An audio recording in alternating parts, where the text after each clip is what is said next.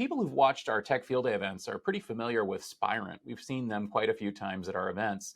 And we talked about at the beginning of March that Spirent was going to be acquired by Viavi, another company that we know. But a last minute bid for the company came in from Keysight, yet another Tech Field Day company.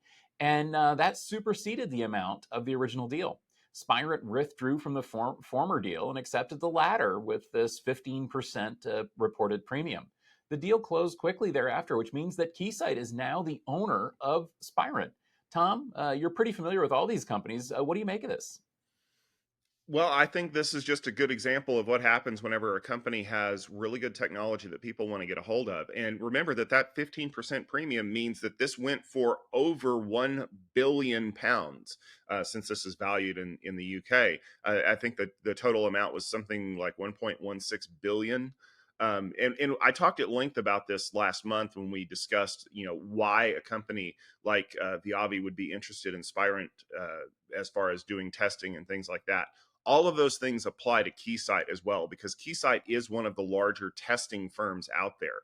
And there's a lot of value in what Spirent offers, that whole, the holistic idea that companies will want to test everything in the suite, not just run individual tests, not just do those kinds of things piecemeal. And when you look at the way that things are being, put through the rigors of the testing process now, you don't want to have to farm that out to 3 or 4 different organizations, because you want one company that is capable of providing certification on as much as possible, and especially if it's a trusted name like Keysight. I think that what just happened here was maybe Keysight looked at what was happening with Spirent and said, that's kind of a bargain. I think we need to get in on some of that action. And this happens more than you might think.